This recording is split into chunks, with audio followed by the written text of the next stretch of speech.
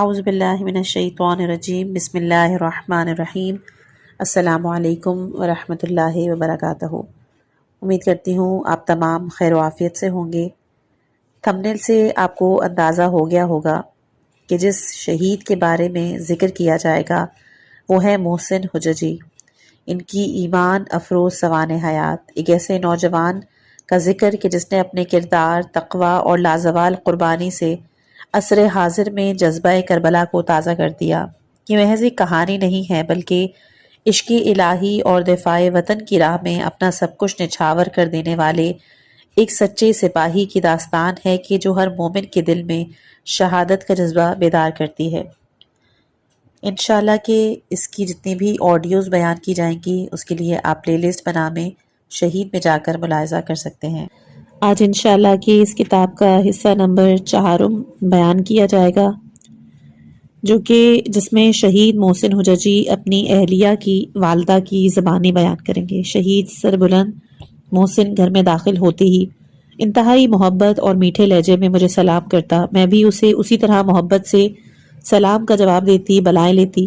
ایک روز محسن آیا تو میں سوچوں میں گم برتن دھونے میں مشغول تھی۔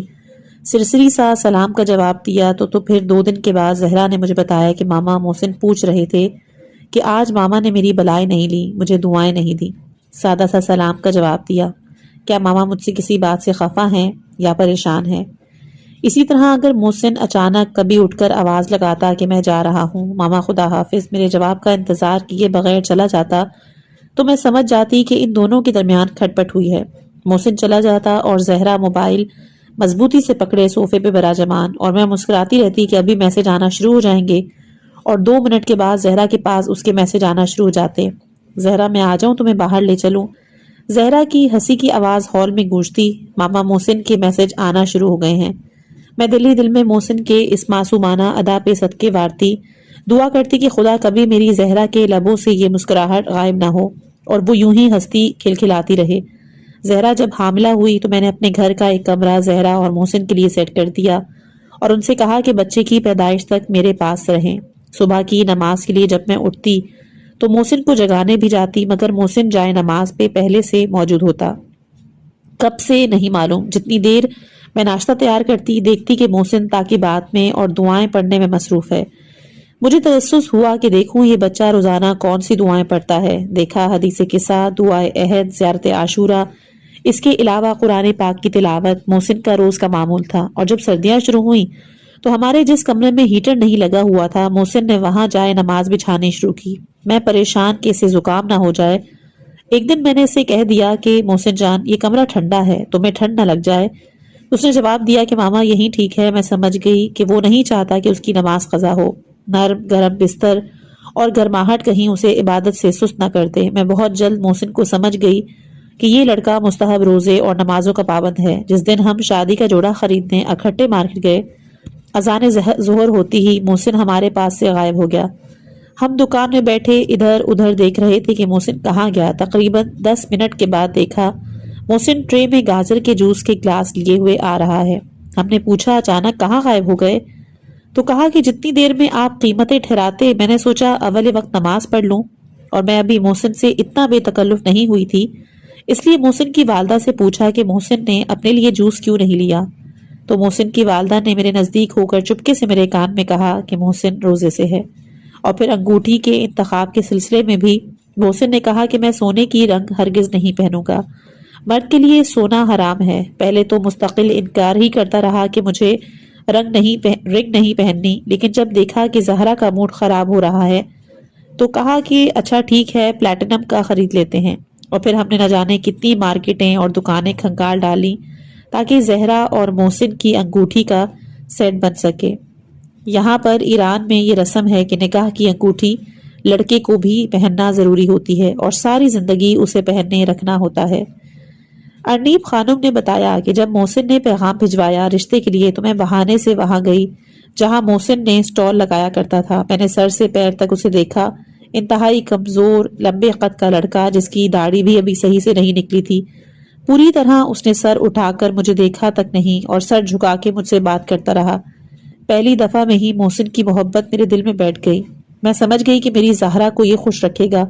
پھر جس رات وہ لوگ رشتہ لے کر آئے، میرا بس نہیں چل رہا تھا کہ ان کے بات شروع کرنے سے پہلے ہی کہہ دوں کہ ہمیں یہ لڑکا پسند ہے، لیکن بڑی مشکل سے اپنے آپ پر کنٹرول رکھا کہ یہ لوگ کیا کہیں گے کہ انہیں اتنی جلدی ہے۔ محسن کے گھر والوں سے کہہ دیا کہ 2-3 دن میں جواب دیں گے۔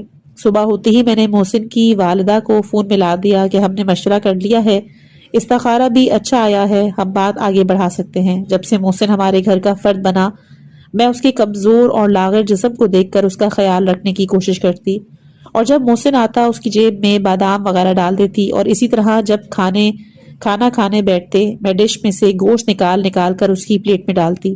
میں دسترخوان پہ یہ بات نوٹ کرتی تھی کہ محسن کھانے میں جلد ہی ہاتھ کھینچ لیتا ہے۔ میں زیادہ اصرار کرتی تو ہنس کر کہتا کہ انسان کو اپنے نفس پہ کنٹرول کرنا آنا چاہیے۔ محسن کو سیخ کباب بہت پسند تھے، اسی کی وجہ سے ہفتے میں 2 بار میں سیخ کباب بنانے کا اہتمام کرتی۔ اگر کسی وجہ سے نہیں بنا پاتی تو محسن زہرا سے کہتا تھا کہ ماما کو فون کر کے پوچھو اس بار کباب کھانے کا کوئی ارادہ نہیں ہے کیا، معذرت کھلانے کا۔ زہرا کا فون آتے ہی میں کھانا بنا لینے کے باوجود زہرا کے والد کو کہتی کہ جلدی جا کر تازہ گوشت لے آئیں، محسن کا کباب کھانے کا دل کر رہا ہے۔ سیخ تیار کر کے میں زہرا کے والد سے کہتی کہ محسن کے پہنچنے سے پہلے آپ خود ہی کوئلے پر کباب کیجئے، محسن کے کپڑوں میں بو آ جائے گی۔ زہرا کے والد بظاہر غصے میں کہتے کہ داماد کے کپڑوں میں بو آ جائے گی، اور میرے کپڑوں میں تو جیسے بو نہیں ہوگی۔ محسن کو مختلف قسم کے سلاد اور میٹھا بھی بہت پسند تھا، لیکن میں نے کبھی نہیں دیکھا کہ محسن نے پیٹ بھر کر کچھ کھایا ہو۔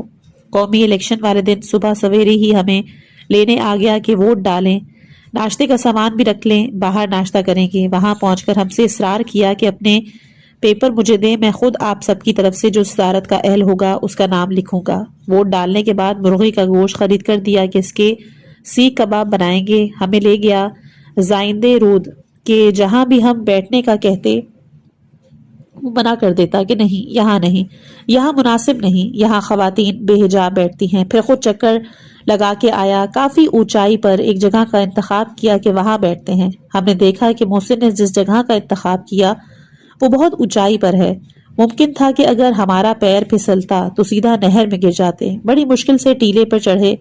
محسن نے اپنے دوستوں کو کہا ہوا تھا کہ جب بھی میں زہرا کے والدین کے گھر جاتا ہوں تو پہلے میری سالی دوڑ کے مجھ سے ملنے آتی ہے اور مجھ سے ہاتھ ملاتی ہے، اور میرا ہاتھ پکڑ کے گھر کے اندر لے جاتی ہے، اور اکثر تو دروازے پر سے ہی میرے کندھوں پر جھول جاتی ہے اور مجھے کہتی ہے کہ اسے گود میں لے کر اندر چلوں۔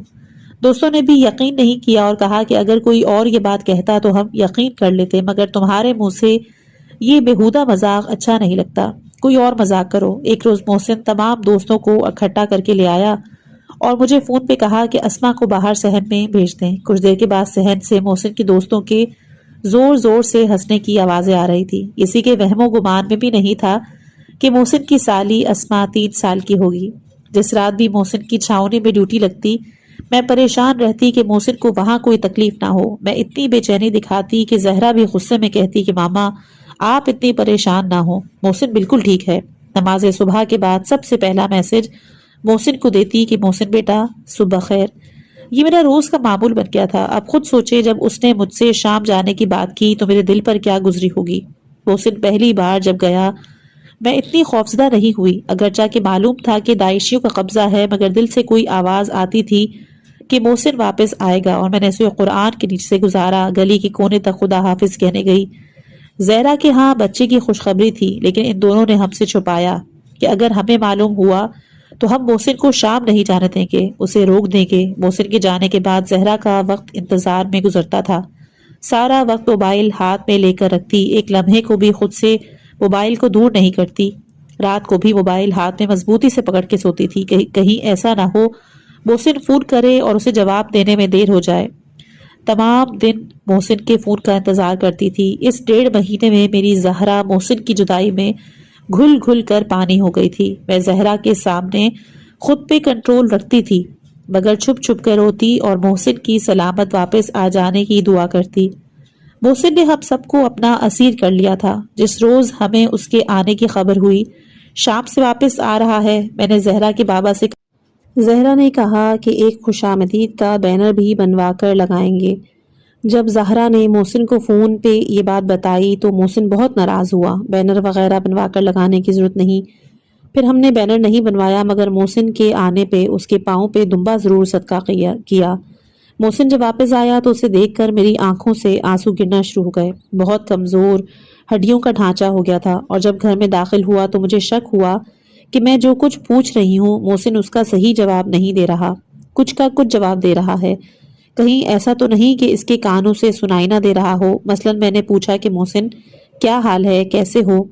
کہنے لگا ہاں آپ سب بھی مجھے بہت یاد آ رہے تھے۔ میں نے زہرا سے کہا محسن کو کوئی مسئلہ ہوا ہے، اس سے چیخ چیخ کے بات کرنی پڑ رہی ہے۔ زہرا نے کہا نہیں ماما، محسن بس سے اتنا لمبا سفر کر کے آئے ہیں، اس لیے ان کے کان بھاری ہو گئے ہیں، آرام کریں گے تو طبیعت سنبھل جائے گی۔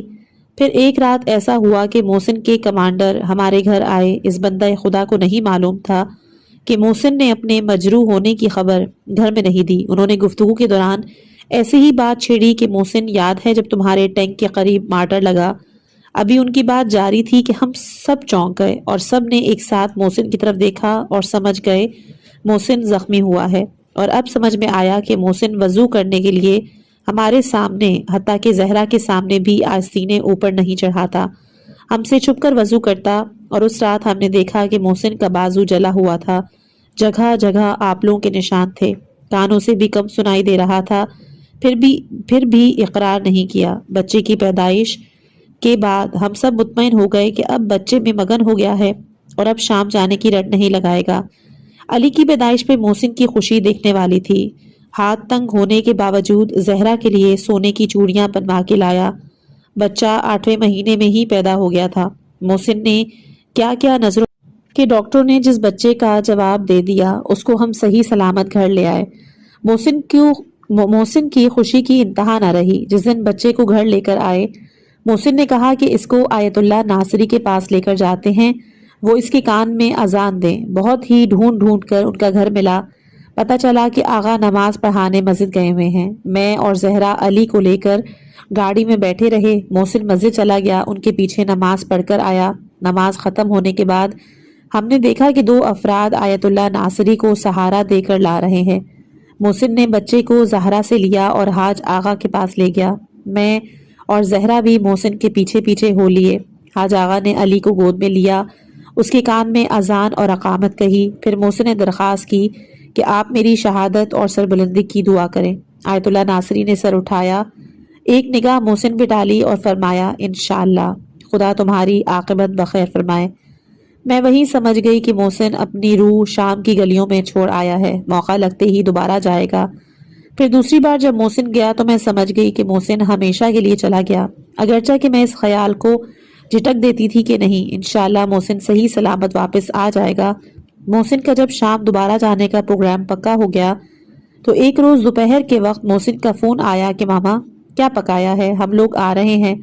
اس روز میں نے کچھ خاص نہیں بنایا تھا، رات کا کھانا بچا ہوا تھا۔ میں نے کہا کہ آ جاؤ، جو بھی ہے حاضر ہے، پر میرا دل نہیں مانا۔ میں نے جلدی جلدی تازہ کھانا پکانے کے لیے رکھ دیا۔ دسترخوان پر جب بیٹھے تو محسن نے بتایا کہ میری روانگی انشاءاللہ کے قریب ہے۔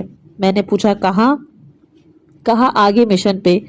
میں سمجھی کہ جہاں سے سپاہ کی طرف گیا تھا اب بھی وہیں اس کی ڈیوٹی لگ گئی ہوگی۔ محسن نے کہا کہ نہیں ماما، خدا نے ایک بار پھر سے میری قسمت میں بی بی زینب سلام اللہ علیہا کی زیارت لکھ دی ہے۔ میرے ہاتھ سے چمچ گر گیا، ہمیں ایک جھٹکا سا لگا، نوالا حلق سے نیچے نہیں اتر رہا تھا۔ محسن نے 2-4 نوالے کھائے، اٹھ کھڑا ہوا کہ والدین سے بھی ملنے جانا ہے۔ رات کے 10 بجے ہوں گے کہ محسن دوبارہ آیا اور کہا بہت جلدی میں ہوں، رات 11 بجے میری ٹکٹ ہے۔ محسن کی سانس اتنی تیز تیز چل رہی تھی کہ میں گھبرا گئی اور کہا محسن کیا ہوا، سب خیریت ہے نا؟ محسن نے سینے پہ ہاتھ رکھتے ہوئے کہا کیا بتاؤں، ادھر والدین کے گھر روزے عاشور کا منظر بنا ہوا ہے۔ میں نے پوچھا کیوں؟ تو کہنے لگا کہ بہنیں آ گئی ہیں اور اس قدر آہو بکا کر رہی ہیں کہ بس وہی منظر لگ رہا ہے جیسے کہ علی اکبر رخصت ہونے کو خیمے میں آئے اور میدان جنگ میں چلے گئے۔ محسن کا لہجہ بہت غمگین تھا، میرا دل کٹ گیا۔ میں نے جلدی سے خربوزہ کاٹ کر محسن کے آگے رکھا، کہنے لگا میں نہیں کھاؤں گا، میرے معدے میں زخم ہو رہے ہیں۔ میں جلدی سے کچن کی طرف گئی، تربوز کی پھانکیں محسن کے آگے لا کر رکھی، مگر محسن نے زیادہ رغبت نہیں دکھائی۔ زہرا سے کہا کہ میری اور ماما کی علی کے ساتھ تصویر بنا لو۔ پھر علی کو گود میں لے کر اوپر اچھالتا رہا، علی سے خدا حافظی کی باتیں کرتا رہا، پھر چلتے وقت مجھ سے کہا کہ ماما مجھے معلوم ہے آپ میری طرف سے بہت فکر مند رہتی ہیں۔ میں نے روتے ہوئے کہا کہ محسن میرے بیٹے، واپس آ جانا تمہاری دوری کتاب نہیں۔ ماما اگر شہید ہو گیا تو ہر روز آپ سے ملنے آؤں گا، اس نے روتے ہوئے کہا۔ میں نے کہا محسن ایسے ہی کہہ رہے ہو نا؟ نہیں، قسم سے آپ کی شفاعت کروں گا، میرا وعدہ رہا۔ پھر ہم سب مل کر محسن کو چھوڑنے ٹرمینل گئے۔ واپسی میں میں نے ایک دعا اسے واٹس ایپ کی کہ یہ پڑھنا جان کی حفاظت کے لیے۔ کچھ دیر کے بعد ہی میں نے دوبارہ اسے میسج کر ڈالا، میں تو ابھی سے تمہارے لیے اداس ہو گئی ہوں میرے بیٹے، تم سے دوری سخت ہے۔ محسن نے جواب دیا کہ ماما محسن آپ کے قربان، میرے لیے بھی آپ سب سے دوری سخت ہے۔ نماز صبح کے بعد میں سیدھا موبائل کی طرف گئی۔ صبح صبح ہی محسن کا میسج آ گیا تھا، سلام ماما جان، صبح بخیر، کیسی ہیں؟ ہم ابھی تہران میں ہیں، دعا کریے گا بغیر کسی مشکل کے ہم روانہ ہو جائیں۔ میری آنکھیں بھیگ گئیں، میری جان، میرے بیٹے، میرے شہزادے، تمہارے قربان جاؤں۔ تم نہیں جانتے کہ تمہاری دوری ابھی سے ہی میرے لیے ناقابل برداشت ہو رہی ہے۔ میں قربان جاؤں تمہاری اس معرفت اور رواداریوں اور مہربانیوں کے، تم نے ایک بار بھی مجھے ناراض نہیں کیا۔ میں آج تمہارے لیے اتنا گریہ نہ کرتی۔ شام 5 بجے پھر محسن کا میسج آیا، سلام ماما جان، ہم روانہ ہو رہے ہیں، میرے لیے خصوصی دعا کریں، مجھے تہہ دل سے معاف کر دیجیے گا۔ میں نے جواب میں لکھا کہ محسن جاؤ، ہم سب خدا کی رضا پہ راضی ہیں، لیکن تمہاری دوری ہمارے لیے ناقابل تحمل ہے۔ محسن کا آخری میسج کہ جو میرے پاس آیا تھا وہ یہ تھا کہ ماما ہمیشہ حضرت زینب سلام اللہ علیہا کی مصیبت پہ اشک بہانا، ان کے مصائب کو یاد رکھنا۔ ایک رات میں خواب میں دیکھتی ہوں کہ ایک مکروہ شکل داعشی گھر میں گھس آیا ہے، اپنے بوٹوں سمیت کمرے کے فرش پہ کھڑا ہے۔ پھر وہ میری طرف بڑھا، میں خوفزدہ ہو گئی اور سوچا کہ اس سے پہلے کہ وہ مجھے ہاتھ لگائے میں خود ہی اپنے آپ کو ختم کر دوں۔ اچانک میری نگاہ اس کے منحوس ہاتھوں پر پڑی، دیکھا ایک سر اس کے ہاتھ میں ہے اور اس نے وہ زور سے دیوار پر دے مارا اور کمرے میں چلا گیا۔ میں خوفزدہ انداز میں کمرے کی دیوار کی طرف دیکھتی ہوں، پھر دیکھتی ہوں کہ کچھ اور افراد بھی ہیں کہ جن کے ہاتھ پیچھے بندھے ہوئے ہیں اور یہ منحوس ایک ایک کر کے سب کے سروں کو کلہاڑی مار کے کاٹتا جا رہا ہے۔ سر کٹ کٹ کے گر رہے ہیں مگر خون نہیں بہہ رہا۔ میں گھبرا کے اٹھ بیٹھتی ہوں۔ میرے شوہر نے مجھے کہا کیا کوئی ڈراؤنا خواب دیکھ رہی تھی؟ میں بری طرح کپکپا رہی تھی اور پسینے سے شرابور۔ میں نے سارا خواب زہرا کے والد کو سنایا۔ انہوں نے کہا کہ پریشان نہ ہو، عورتوں کے خواب الٹے ہوتے ہیں، جو سوچ رہی ہوتی ہیں وہ دیکھتی ہیں۔ تم محسن کے لیے پریشان ہو؟ میں نے غصے سے چیختے ہوئے کہا کہ وہ سر محسن کا تھا۔ وہ رات میں نے بڑی بے چینی سے گزاری، بار بار محسن کا خیال آتا رہا، وہ کہاں ہے، کس حال میں ہے۔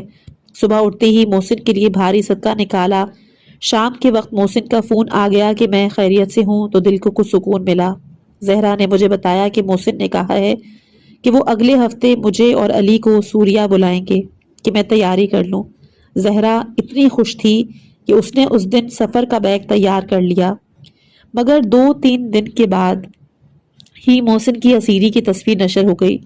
میں صدمے سے سخت بیمار ہو گئی اور ذہنی دباؤ کی وجہ سے مجھے خاص بیماری لگ گئی۔ ہمارے لیے یہ تصور بھی محال ہو رہا تھا کہ محسن اسیر ہو گیا ہے۔ ہم یہ سوچ کر یہ خیال بار بار جھٹک دیتے کہ یہ فوٹو شاپ ہے، یہاں تک کہ محسن کی شہادت کی خبر ہمیں دی گئی۔ ہمیں فخر ہے محسن کے اس عظیم شہادت پر، اس کی اسیری اور مظلومیت مجھے رلاتی ہے، خصوصاً اس وقت جب اس کے ہونٹ پیاس کی شدت سے خشک تھے اور اسی حالت میں ظالموں نے اس کا سر تن سے جدا کیا۔ شہید مدافع حرم محسن حججی کی والد، ایک متوسط طبقے کی ماں کہ جس طرح اپنے بچوں کو بڑا کرتی ہے، تمام لمحات ہمیشہ اس کے ذہن میں ثبت ہو جاتے ہیں۔ اپنے بچوں کی شرارتیں، دکھ، بیماریاں، سب کچھ انہیں ایسے یاد ہوتی ہیں جیسے کوئی بچہ اسکول کا سبق یاد کرتا ہو۔ یقیناً ان شہداء کی عظیم ماؤں کے پاس بھی بہت کچھ کہنے کے لیے ہے۔ مجھے جب بھی کسی شہید کی ماں سے ملاقات کی سعادت نصیب ہوئی، ان سب کا ایک ہی جملہ یہی تھا کہ میں چاہتی ہوں ہر وقت میرے سامنے میرے بیٹے کا ذکر ہوتا رہے۔ یقیناً شہید محسن حججی کی والدہ نے اپنے اس انٹرویو میں کہ جو کچھ شہید کے لیے بتایا ہے وہ بہت مختصر ہے، اور بقول ان کے ابھی بہت کچھ میرے سینے میں ہے کہ جو میں اپنے بچے کے لیے بتا نہیں پائی۔ خداوند شہداء کی ان عظیم ماؤں کو صبر زینبی عطا فرمائے اور ہمیں اس بات کی توفیق عطا فرمائے کہ روز محشر ان عظیم ماؤں اور شہداؤں کے سامنے سربلند ہو جائیں۔ اے کاش کہ جو خاک کو کیمیا کر گئے ایک نیم نگاہ ہم گنہگاروں پر بھی ڈال دیں۔ شہید کی والدہ کا انٹرویو۔ میرے والد کی برتنوں کی دکان تھی۔ والدہ صوم و صلات کی پابند ایک گھریلو خاتون۔ نماز صبح کے بعد ہم 5-6 بچیاں مل کر قرآن پڑھنے جاتے تھے۔ پھر میرے والد نے برتنوں کا کاروبار ترک کر کے قالینوں کا کاروبار شروع کر دیا۔ میری پھوپھی قالین بننے کا کام کرتی تھی۔ ہمارا اپنی پھوپھی کے ہاں بہت آنا جانا تھا۔ محسن کے والد میری پھوپھی کے پوتے ہیں۔ جمعرات کی شب میری پھوپھی کے گھر مجلس ہوا کرتی تھی۔ محسن کے والد وہاں حاضرین میں چائے تقسیم کیا کرتے۔ جب وہ میرا رشتہ لے کر آئے تو میں چونکہ ان سے واقف تھی لہٰذا میں نے فوراً ہی ہاں کر دی۔ بہت شریف النفس انسان، ان کے والدین بھی دیندار اور کافی پرہیزگار تھے۔ محسن میری تیسری اولاد ہے۔ 1991 کو عین ظہر کے وقت محسن کی ولادت ہوئی اور محسن کی پیدائش میرے لیے بہت ہی سہل اور آسان تھی۔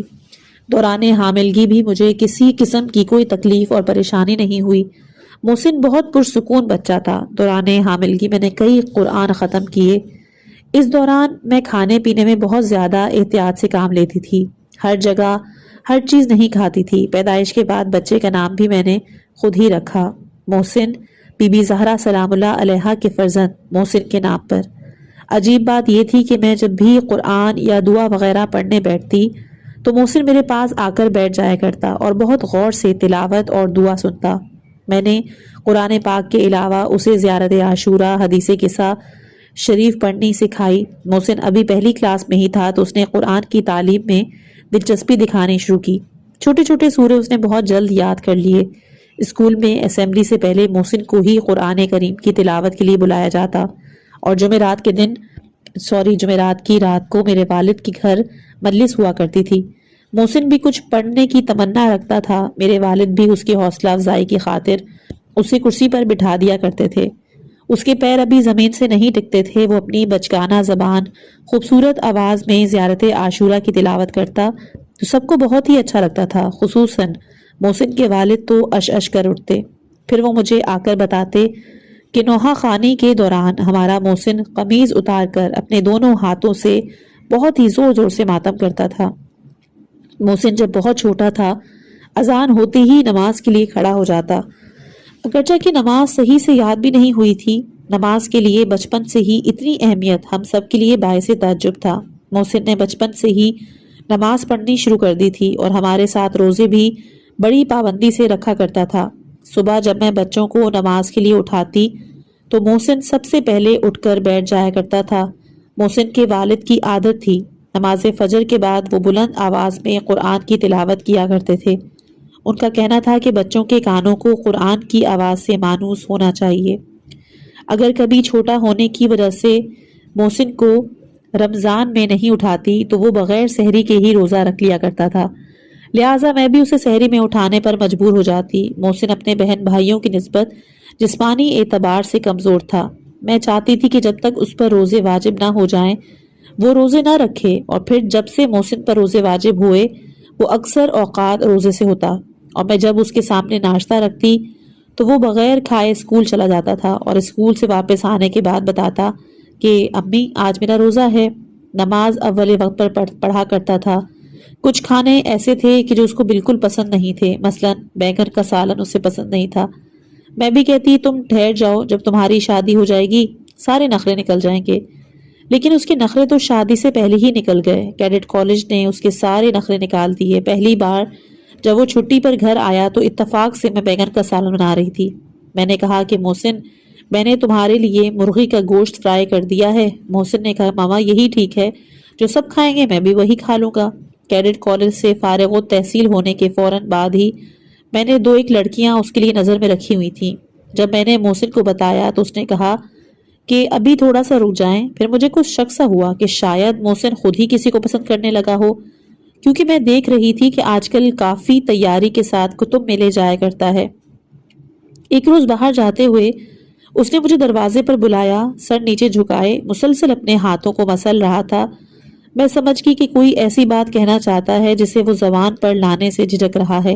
پھر بہت ہی ہچکچاتے ہوئے کہا کہ ماما، میں نے کتب میلے میں ایک لڑکی کو دیکھا ہے، آپ بھی اگر دیکھ لیں اور جا کر اس کے گھر والوں سے بات کر لیں۔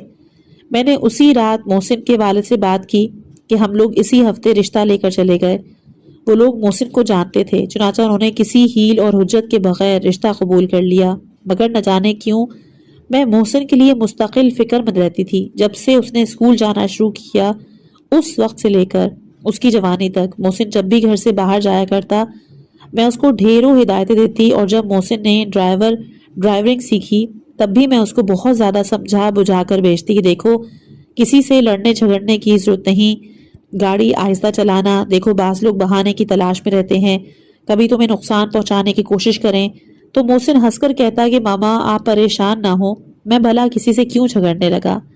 میرے تو وہم اور گمان بھی نہیں تھا کہ داعشی میرے اس پیارے سے بچے کا یہ حال کر دیں گے۔ محسن جب چھوٹا سا اکثر اپنے بابا کی ایلبم نکال کر لے آتا اور ان کے محاذ جنگ کی تصویریں بہت ذوق اور شوق سے دیکھتا تھا، دفاع مقدس کی۔ کہتا تھا میں بھی بڑا ہو کر دشمنوں سے لڑوں گا۔ اس کی باتیں سن کر میں اکثر تصویروں میں کھو جاتی کہ محسن بڑا ہو گیا ہے، جنگ پر گیا ہے، وہاں جا کر شہید ہو گیا ہے، اور ان تصویر سے ہی میرا دل کانپ جاتا۔ بے اختیار میری آنکھوں سے آنسو جاری ہو جاتے تھے۔ پھر میں خود اس خیال کو ذہن سے جھٹک دیتی کہ کہاں کی جنگ، کون سی جنگ، اب جنگ کہاں کہاں ہے، ایسا کبھی نہیں ہوگا۔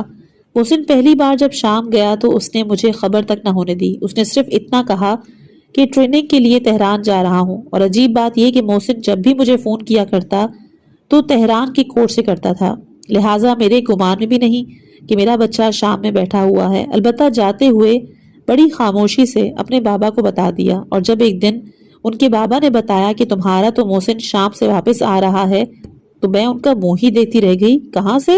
شام سے۔ محسن جب شام سے واپس آیا تو اس نے کہا کہ ماما جان، چونکہ آپ راضی نہیں تھی میں آپ کو بتائے بغیر ہی چلا گیا تھا، اسی لیے میں شہادت سے محروم رہا۔ کتنے میزائل، کتنے راکٹ میرے آس پاس آ کر گرے لیکن پھٹے نہیں اور زمین میں دھس گئے۔ امی جان، جب تک آپ راضی نہیں ہوں گی شہادت کی ہوا بھی مجھے نہیں لگے گی۔ پھر میں دیکھتی کہ اکثر راتوں کو جب سب سو جاتے، گھر کی لائٹیں بند ہو جاتی، محسن ایک کونے میں بیٹھا نماز شب راز و نیاز میں مشغول۔ پہلے میں یہی سمجھتی تھی کہ کوئی کام پھنسا ہوگا جب یہ رات بھر مصلے میں رہتا ہے، یا پھر شادی کا کوئی چکر ہوگا، لیکن میں نے دیکھا کہ شادی کے بعد بھی اس کی نماز شب اور خدا سے راز و نیاز میں کمی نہیں آئی۔ میں سمجھ گئی کہ میرا محسن واقعی شہادت کا پیاسا ہے۔ جب بھی اس کا کوئی کام اٹکتا تھا مجھے فون کر کے کہتا تھا امی جان میرے لیے قرآن پڑھیں، میں کھانا بنا رہی ہوں یا کسی اور کام میں مشغول ہوں۔ مجھ سے اصرار کرتا کہ بس آپ ابھی اسی وقت میرے لیے قرآن پڑھ دیں تو میرا کام بن جائے گا۔ میں بھی سارے کام چھوڑ کے فوراً اس کے لیے سورہ یاسین کی تلاوت کرنے بیٹھ جاتی۔ محسن کی شادی کے موقع پر اس کے والد نے اسے ایک چھوٹا سا زمین کا ٹکڑا گفٹ کیا۔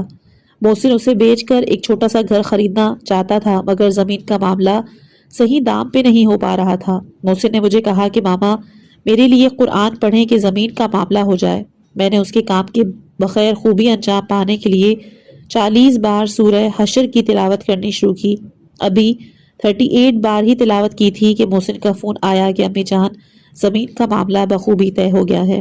محسن جب بھی بیوی کے ساتھ ہم سے ملنے آتا اتفاق سے میں قرآن پڑھ رہی ہوتی تھی، فوراً اپنی بیوی سے کہتا زہرا دیکھو ماما جان قرآن پڑھ رہی ہیں، تاکہ میں شام نہ جا سکوں۔ اکثر مجھ سے کہتا تھا کہ ماما جب میرا نام شام جانے کے لیے لکھتے ہیں فوراً کاٹ دیتے ہیں، کہتے ہیں کہ نہیں حجج ہی نہیں، کہیں ایسا تو نہیں ہے کہ بابا نے جا کر منع کر دیا ہو۔ رمضان المبارک کا آخری عشرہ چل رہا تھا۔ محسن نے 10 دن کی چھٹی لی اور مجھے اور اپنے بابا کو مشہد لے گیا۔ دن میں گرمی ہوتی تھی، نماز ظہرین کے بعد وہ اپنے بابا کو ٹیکسی کر کے ہوٹل پہنچا کر خود دوبارہ حرم چلا جاتا، افطار کے وقت تک وہی رہتا۔ 21 رمضان کی تاریخ تھی، ہم سب صحن ہدایت میں بیٹھے ہوئے تھے۔ محسن نے مجھے قسم دے کر کہا امی جان میرے شام جانے کے لیے دعا کریں، میرا نام بھی مدافعین حرم میں شامل کر لیا جائے تاکہ میں بھی بی بی زینب سلام اللہ علیہا کے سامنے سرخرو ہو جاؤں۔ میں نے محسن کی بے قراری دیکھی۔ اسی رات اعمال کے دوران میں نے پورے خلوص سے دعا کی کہ بی بی زینب میرے جگر گوشے کو اپنی خدمت میں قبول کر لیں۔ سر انجام شام جانے کے لیے اس کا نام بھی مدافعین حرم کی فہرست میں شامل کر لیا گیا۔ محسن آخری بار خدا حافظی کے لیے گھر آیا تو کہنے لگا کہ امی، میں نے منت مانی تھی کہ اگر مجھے شام جانے کی اجازت مل گئی آپ کے بابا کے قدموں کو بوسہ دوں گا۔ یہ کہہ کر محسن نے جھک کر میرے پیروں کو چوما۔ بس یہی وہ لمحہ تھا کہ جب میرے دل نے گواہی دی کہ میرا محسن اب واپس آنے والا نہیں۔ میرے آنسو تھمنے کا نام نہیں لے رہے تھے۔ میں نے کہا، محسن بیٹا واپس آ جانا۔ میری بات سن کے مسکرایا، لپٹ کے کہا، ماما آپ کے رونے سے میرا دل کباب ہوا جا رہا ہے۔ آپ نے رونا بند نہیں کیا تو میں واپس نہیں آؤں گا، میں وہیں شہید ہو کے رہ جاؤں گا۔ محسن چلا گیا۔ پھر داعشی جلادوں کے ہاتھوں محسن کی گرفتاری کی تصویر موبائل کے ذریعے سب تک پہنچ گئی۔ ہمارے تمام رشتہ دار دوڑے چلے آئے، ہمارا گھر بھر گیا۔ گریہ و زاری، دعا و مناجات کا سلسلہ رات بھر جاری رہا۔ سب محسن میرے بچے نے کیا کھایا کیا پیا اس وقت نہ جانے کس حال میں ہوگا، یقیناً میرے بچے کو یہ ظالم ایذائیں دے رہے ہوں گے، یہ سوچ سوچ کر میرے جگر کے ٹکڑے ہوتے رہے۔ محسن کے الفاظ میرے کانوں میں گونجنے لگے کہ امی جان، آپ مجھے شہید نہیں ہونے دے رہی۔ میں رات میں اٹھ کر گمنام شہداء کے مزار پر چلی گئی اور وہاں محسن کی شہادت کی دعا کرتی رہی۔ میں یہ منت بھی مانی کہ اگر صحیح اور سالم واپس لوٹ آیا تو ایک بکرا ذبح کروں گی، اور اگر شہید ہو گیا تو بھی اپنی نظر کو پورا کروں گی۔ 2 دن کے بعد محسن کی شہادت کی خبر آئی تو میں نے خدا کا شکر ادا کیا کہ ان ظالموں سے محسن کو نجات مل گئی، لیکن پریشانی اور اضطراب کی کیفیت تھی۔ ہر طرف سے متضاد خبریں مل رہی تھیں۔ کوئی کہتا تھا کہ اس کا جنازہ نہیں ملا، کوئی کہتا تھا کہ اس کا جنازہ مل گیا ہے۔ محسن کی شہادت کا غم مجھے مارے ڈال رہا تھا۔ اس وقت میری ایک ہی خواہش تھی کہ مجھے اس کے جسم ایک ٹکڑا ہی لا دیں تاکہ میں اس کی قبر بنا سکوں۔ پھر میرا محسن سرخرو سر بلند ہو کر واپس لوٹ آیا۔ تہران، اصفہان، مشہد میں اس کا کتنا شاندار استقبال کیا گیا، اور جب رہبر معظم سید علی خامنائی نے محسن کے تابوت کو بوسہ دیا، میری زبان کنگ ہو گئی کہ محسن میری جان تو کتنا خوش نصیب ہے۔ محسن کو شہزادی کونین فاطمۃ الزہرا سلام اللہ علیہا سے انسیت تھی۔ در نجف کی جو انگوٹھی اس کے ہاتھ میں تھی اس پر یا زہرا کندہ کیا ہوا تھا۔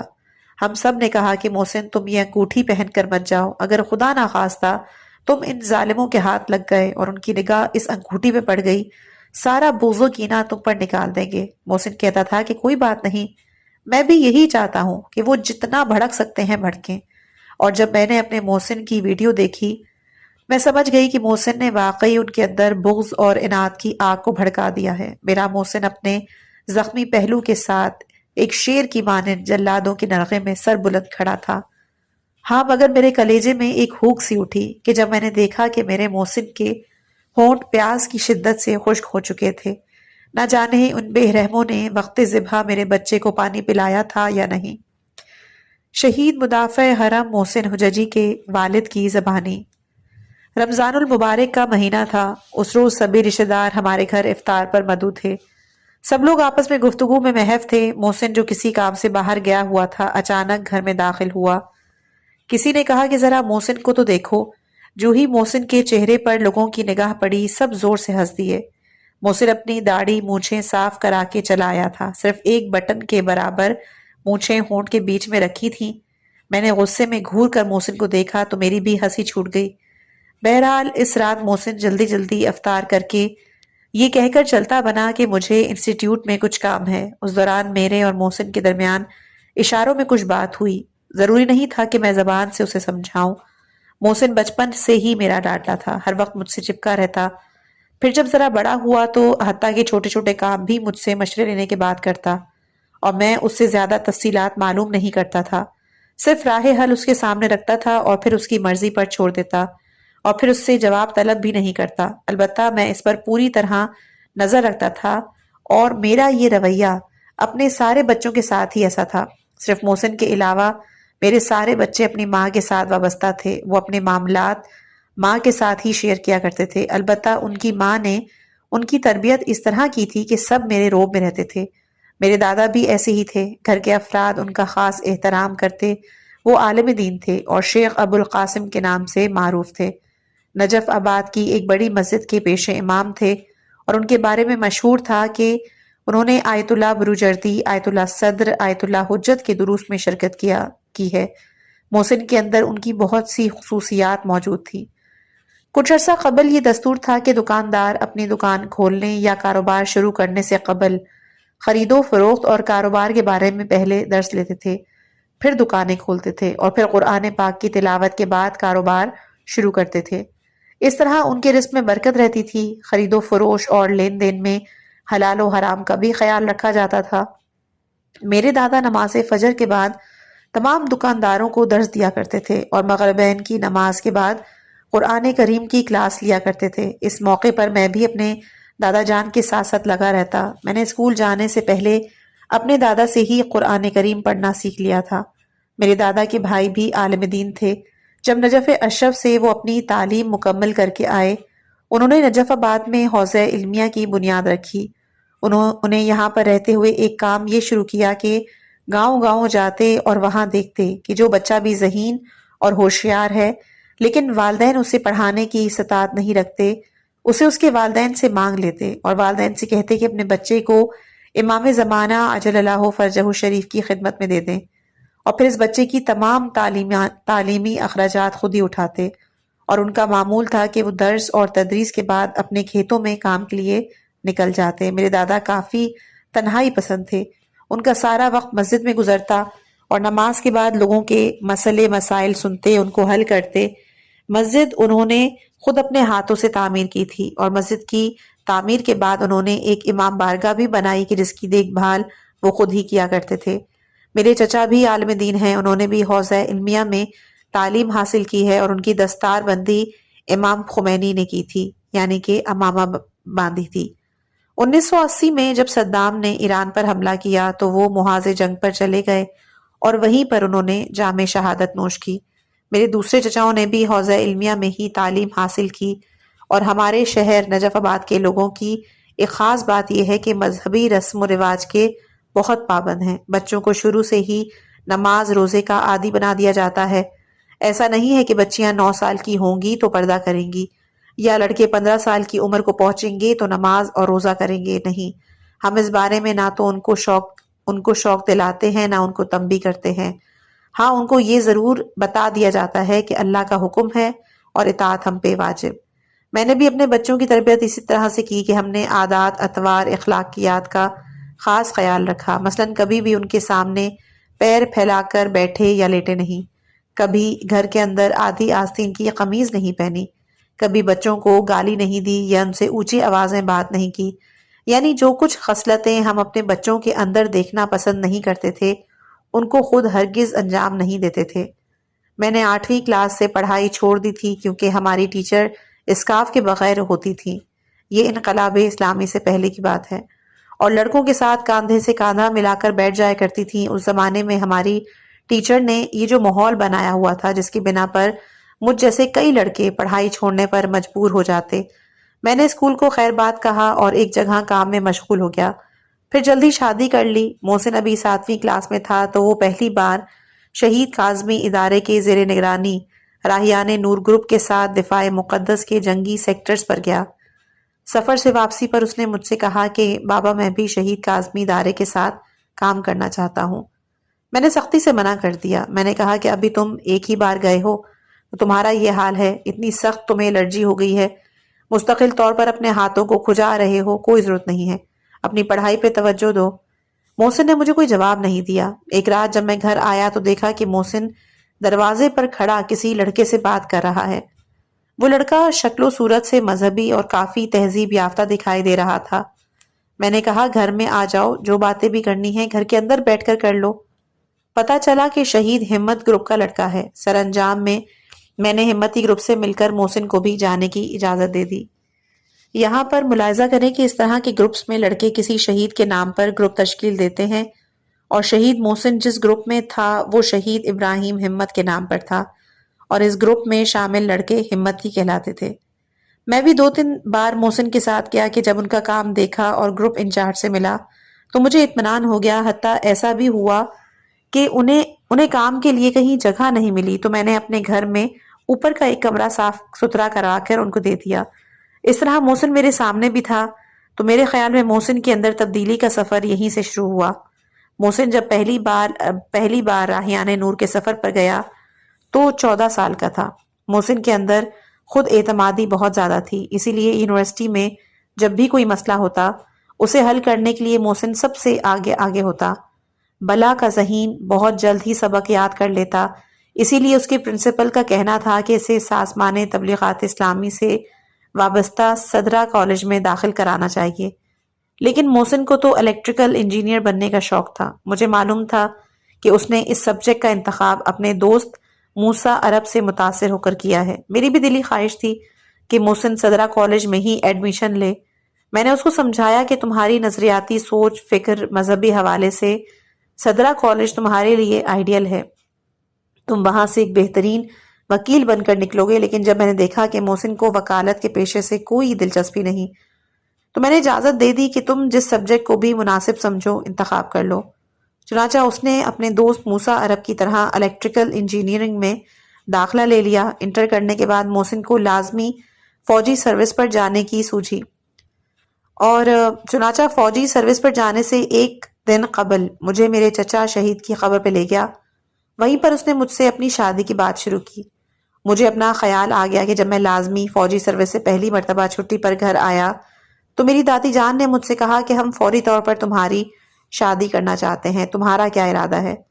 میں نے کہا یہ تو بڑی اچھی بات ہے، اور انہیں میرے اس جواب کی توقع نہیں تھی۔ انہوں نے ہنس کر کہا سبحان اللہ میری جان، لیکن رشتہ لے کر کس کے گھر جائیں؟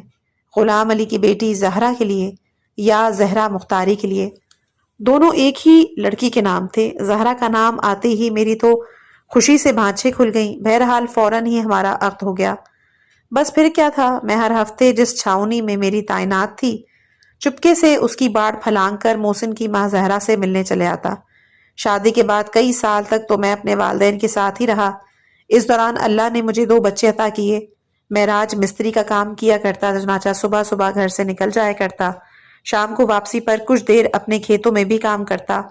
میں نے کھیتوں کے قریب ہی ایک زمین خریدی اور اس پر خود ہی اپنے گھر کی تعمیر شروع کر دی، اور گھر کو تعمیر کرنے میں نے بہت زیادہ سختیاں اٹھائیں۔ محسن کی پیدائش اسی گھر میں ہوئی، پھر میں نے وہ گھر بیچ کر یہ موجودہ گھر خرید لیا۔ اس دوران سیمنٹ سے مجھے سخت الرجی ہو گئی اور میں نے راج مستری کا کام چھوڑ کر ایک ٹیکسی خرید لی، پھر ٹیکسی چلا کر امرار معاش کا کام شروع کر دیا۔ محسن کی آواز پر میں سوچوں سے باہر نکل آیا۔ میں نے پوچھا کیا تم نے کوئی لڑکی دیکھ رکھی ہے؟ محسن نے کہا ہاں، کتاب میلے میں دیکھا ہے۔ میں نے کہا اچھا، تو تم فی الحال تو ٹریننگ پر جاؤ، یہ ٹریننگ اور لازمی سروس تمہارے اندر بہت تبدیل آئے گی، تمہاری دنیا ہی بدل چکی ہوگی۔ ہو سکتا ہے کہ تم نے ابھی جس لڑکی کا انتخاب کیا ہے اسے اپنے لیے مناسب نہ سمجھو، کسی اور لڑکی کا انتخاب کر لو۔ محسن نے میری بات مانی اور ٹریننگ پر چلا گیا۔ میرے اور محسن کے لازمی فوجی سروس پر جانے کی کہانی بہت ملتی جلتی ہے۔ ہم دونوں نے ہی لازمی فوجی سروس پر جانے کی خود سے درخواست کی تھی۔ ہدف یہ تھا کہ لازمی فوجی سروس کی جو سختیاں ہیں ان کا تجربہ کر سکیں اور اپنے آپ کو زندگی کی سختیوں کا عادی بنا سکیں۔ لازمی فوجی سروس کے دوران بھی محسن کی مذہبی سرگرمیوں میں کمی نہیں آئی۔ محسن کی شہادت کے بعد اس کے ایک انسٹرکٹر نے مجھے اپنے موبائل فون پر محسن کی تصویر دکھائی، کہا آپ کبھی دیکھا ہے کہ کسی افسر نے اپنے ماتحت کی تصویر اپنے ساتھ رکھی ہو؟ میں نے کہا نہیں۔ میں جب راج مستری کے لیے کام کے لیے گھر سے باہر جاتا تھا تو محسن مجھ سے کہتا تھا کہ بابا آج آپ اپنے ساتھ کسی مزدور کو نہ لے جائیں، آج میں آپ کے ساتھ چلوں گا۔ میرا طریقہ کار یہ رہا ہے کہ میں کام شروع کرنے سے پہلے مزدوروں کو ان کی اجرت دے دیا کر دیتا تھا۔ امام معصوم کا ہی قول ہے کہ مزدور کا پسینہ خشک ہونے سے پہلے ہی اس کی مزدوری دے دو۔ جس دن محسن میرے ساتھ میری مدد کے لیے جایا کرتا تھا میں اسے بھی اس کی مزدوری دے دیا کرتا۔ البتہ میں نے یہ محسوس کیا کہ محسن یہ پیسے خرچ نہیں کرتا، کپڑے جوتے کچھ بھی نہیں لیتا، نہ ہی اصفہان میں کہیں گھومنے پھرنے جاتا ہے۔ میں نے اسے اپنی نظروں میں رکھا ہوا تھا۔ ایک دن میں نے محسن کی ماں سے کہہ ہی دیا یہ بچہ بڑا مضبوطی سے اپنی مٹھی بند رکھتا ہے، ایک پائی بھی اپنے اوپر خرچ نہیں کرتا۔ کافی عرصے کے بعد جا کر معلوم ہوا کہ وہ تو اتنا سارا پیسہ محروم علاقے کے لوگوں کی مدد پر خرچ کر دیتا ہے، لیکن اس کے باوجود بھی مجھ سے کبھی کچھ خریدنے کو نہیں کہتا۔ محسن ایک کمپیوٹر خریدنے کے لیے گیا تو میں بھی اس کے ساتھ گیا۔ کمپیوٹر خریدنے کے بعد میں نے دیکھا کہ وہ کچھ پس و پیش کر رہا ہے۔ محسن نے اپنی والدہ سے بھی کہا تھا کہ وہ کسی کو پسند کرتا ہے، اور پھر جب محسن نے بتایا کہ اس کے ادارے کی ہی ہے، اچھی دیندار مذہبی گھرانے کی تو میں نے رضایت تو دے دی، لیکن اندر سے مخالف تھا۔ لیکن چونکہ محسن پر اعتماد تھا، خدا کا نام لے کر رشتہ لے کر گئے، اور جہاں رشتہ لے کر گئے تو لڑکی کے والد نے شرط لگائی کہ چونکہ ہمارا کوئی بیٹا نہیں، لہٰذا ہمیں داماد نہیں بلکہ بیٹا چاہیے۔ اگر شرط قبول ہے تو ٹھیک ہے۔ میں نے محسن سے کہا کہ اگر تم یہی شادی کرنا چاہتے ہو تو ان کا بیٹا بن کے رہنا، ان کو پورا وقت دینا تاکہ ان کو جو بیٹے کی کمی کا احساس ہے وہ ختم ہو جائے۔ محسن کے سپاہ پاسداران انقلاب اسلامی میں سروس اختیار کرنے کی چمگوئیاں پہلے محسن کے سسرال میں شروع ہوئیں۔ میری بھی شروع سے درینہ خواہش رہی کہ میں بھی سپاہ پاسداران انقلاب اسلامی میں سروس کروں، لیکن میری تمنا پوری نہ ہوئی اور میں بسیج میں رکنیت لے کر محاذ یعنی دفاع مقدس پر چلا گیا۔ مجھے جب محسن کے ارادوں کا علم ہوا تو میں نے سخت مخالفت کی۔ میں نے محسن کے سسر سے کہا کہ ایک سپاہی کی زندگی کا اختیار اس کے ہاتھ میں نہیں ہوتا، دن ہو یا رات، کسی وقت بھی کال کر کے بلا لیا جاتا ہے، اسے بھی اپنے بیوی بچوں اور گھر بار کو چھوڑ کر جانا ہوتا ہے۔ بعد میں آپ لوگ شکوہ مت کیجیے گا کہ محسن آپ لوگوں کو ٹائم نہیں دے پا رہا۔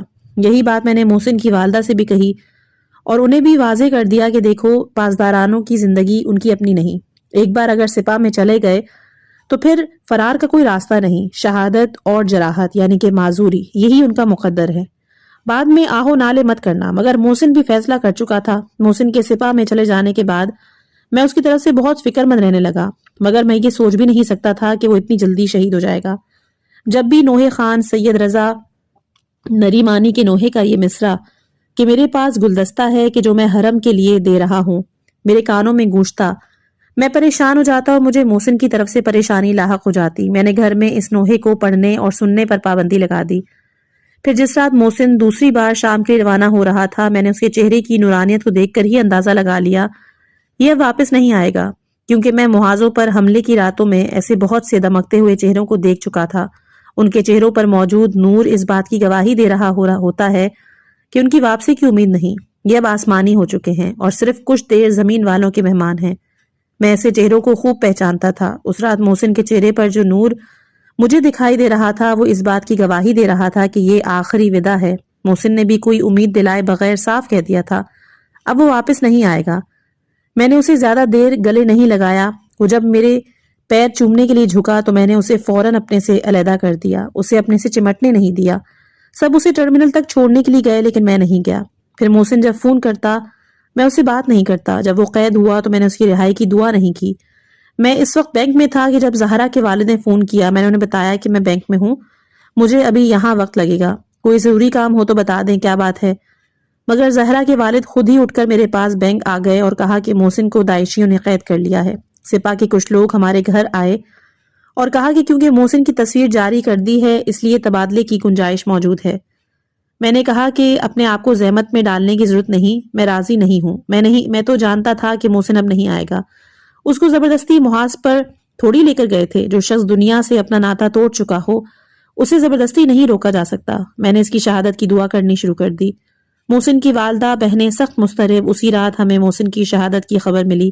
محسن کے جنازے کو ایران لانے کی اطلاع مجھے ملی تو ہم لوگ تہران آئے۔ مرکز معراج الشہداء پر معلوم ہوا کہ آج نہیں لائیں گے کیونکہ دمشق میں اس کا سوگ منائے جانے کا پروگرام ہے۔ میں نے کہا کہ ہمیں جیسے بھی ممکن ہو شام لے جائیں۔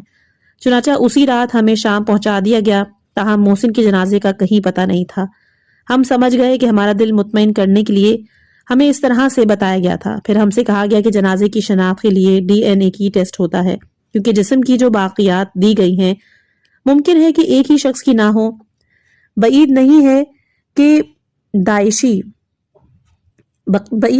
کہ داعشی جھوٹ بول رہے ہوں۔ چنانچہ ہم لوگ تہران واپس آئے اور اس کے بعد کئی مرتبہ یہ سننے میں آیا کہ محسن کا جنازہ ایران لایا جا رہا ہے۔ اسی دوران جنرل قاسم سلیمانی کا فون آیا۔ انہوں نے کہا کہ جب تک میں خود آپ کو فون نہ کروں آپ کو کسی کی بات کا یقین کرنے کی ضرورت نہیں۔ پھر ایک روز جنرل قاسم سلیمانی نے فون کر کے بتایا کہ محسن کے جنازے کو لا رہے ہیں، آپ کیا کہتے ہیں؟ میں نے کہا محسن کے جنازے کو پہلے مولا امام رضا علیہ السلام کے روضے کے طواف کے لیے مشہد لے جائیں، کیونکہ محسن نے جانے کی اجازت وہیں طلب کی تھی۔ یہ مشہد پہنچے تو وہاں سب کو یہ خبر مل چکی تھی اور محسن کے شاندار استقبال کی تیاریاں کی جا رہی تھیں۔ مشہد میں محسن کے جنازے کے استقبال کے بعد تہران میں بھی بہت زور و شور کے ساتھ محسن کا استقبال کیا گیا کہ جہاں پر رہبر انقلاب اسلامی نے محسن کے تابوت کو بوسہ دیا اور وہیں نماز فجر ادا کی۔ مجھے اس بات کا یقین تو تھا کہ محسن شہید ہو جائے گا، لیکن اس کی شہادت کے بعد اس طرح کے واقعات پیش آئیں گے اس کا مجھے ہرگز اندازہ نہیں تھا۔ اور جب میں نے محسن کے قیدی بنائے جانے کی ویڈیو دیکھی تو میں سوچ بھی نہیں سکتا تھا کہ میں اتنے باوقار انداز میں سامنے آئے گا تصویر میں محسن۔ اس وقت وہ محسن نہیں تھا، اس کی تار تو کہیں اور سے ہی جڑے ہوئے تھے، کہیں اور سے ہی اس کی ہدایت اور رہنمائی جاری تھی۔ اس کی نگاہیں تو اپنے اطراف سے بے خبر کسی دوسری دنیا کے مناظر دیکھ رہی تھیں۔ مجھے محسن کی شہادت ذرا برابر ملال نہیں ہے۔ ملال ہے تو اس بات کا کہ میں نے محسن کو نہیں پہچانا، اس کی خوبیوں اس کی شہادت کے بعد دوسروں کے منہ سے میں نے سنی۔ اس کے بعد اس کتاب میں شہید محسن حججی کی نانی کی زبانی، جن کا نام ہے اشرف شفیعی، وہ انشاءاللہ کہ اپنی امید ہے کہ ان کی زندگی کے یہ پہلو ہمارے لیے مشعل راہ ثابت ہوں۔ ان کی قربانی ہمیں سکھاتی ہے کہ زندگی اصل میں وہی ہے کہ جو اللہ اور اس کے دین کی خدمت میں گزر جائے۔